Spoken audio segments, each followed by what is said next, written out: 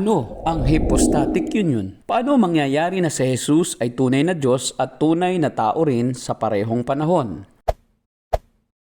Sasagutin namin ang tanong na ito sa bidyong ito. Marami ka pang matututunan sa aming website na gotquestions.org Tagalog. Ang hypostatic union ay isang termino na ginagamit upang ipaliwanag na sa kabila ng pagkakatawang tao ni Jesus ay nanatili pa rin ang kanyang pagka-Diyos. Hindi kailanman nawala ang pagiging Diyos ni Jesus. 1:8:58 Gs 30. Ngunit sa inkarnasyon, siya ay naging totoong tao.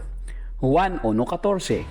Ang pagdagdag ng kalikasan ng pagiging tao sa kanyang kalikasan bilang Diyos ang dahilan kung bakit si Jesus ay tunay na Diyos at tunay na tao. Ito ang hypostatic union. Si Jesucristo ay isang tao, ngunit siya ay tunay na Diyos at tunay na tao din naman. Ang dalawang kalikasang ito ni Jesus, ang kanyang pagka-Diyos at pagiging tao ay hindi mapaghihiwalay. Si Jesus ay mananatiling Diyos at tao magpakailanman. Dalawang magkaibang kalikasan sa isang persona. Ang pagiging tao at pagiging Diyos ni Jesus ay hindi magkahalo, ngunit nagkakaisa at hindi naaapektuhan ang isa't isa. Noong narito pa sa lupa si Jesus, gumagawa minsan ayon sa limitasyon ng kanyang pagiging tao si Jesus.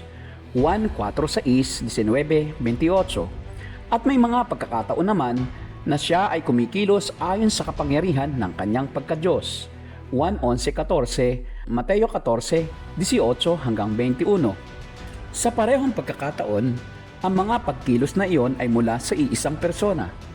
Si Jesus ay may dalawang kalikasan, ngunit may iisang personalidad.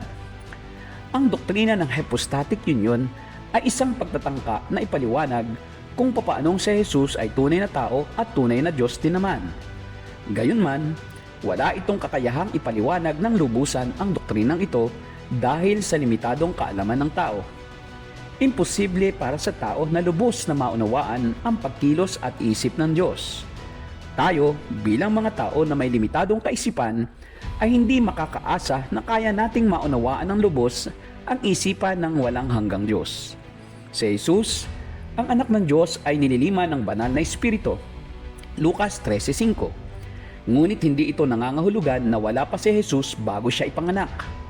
Si Jesus ay naroon na bago pa ang paglikha. 1:8:58 Gs 30. Nang ipagbuntis siya ni Maria, siya ay naging tao, isang kalikasan na kanyang idinagdag sa kanyang pagka-Diyos. 1:1:14. Si Jesus ay tunay na Diyos at tunay na tao. Siya ay Diyos na noon pa man, ngunit hindi siya naging tao maliban sa panahon noong siya ay pagbuntis ni Maria. Naging tao si Jesus upang makisimpatya sa atin sa ating mga paghihirap. Hebreo 2:17. At higit sa lahat, upang mamatay sa krus upang tubusin ang ating mga kasalanan. Filipos 2:5-11. Sa pagbubuod, ang hypostatic union ay ang doktrina na si Jesus ay tunay na Diyos at tunay na tao. Walang paghahalo o paghihiwalay sa dalawang kalikasang ito at siya ay isang persona na tataglayin ang dalawang kalikasang ito magpakailanman. Iyan ang aming sagot sa tanong na ano ang hypostatic union? Paano mangyayari na si Jesus ay tunay na Diyos at tunay na tao rin sa parehong panahon?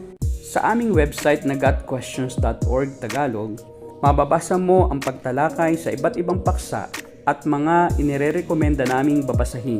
Kung nakatulong sa iyo ang video nito, click ang thumbs up at subscribe button. Kung gusto mong mapanood ang aming mga susunod na video, i-click ang bell at panoorin ang mga susunod na sagot sa iba pang mga tanong.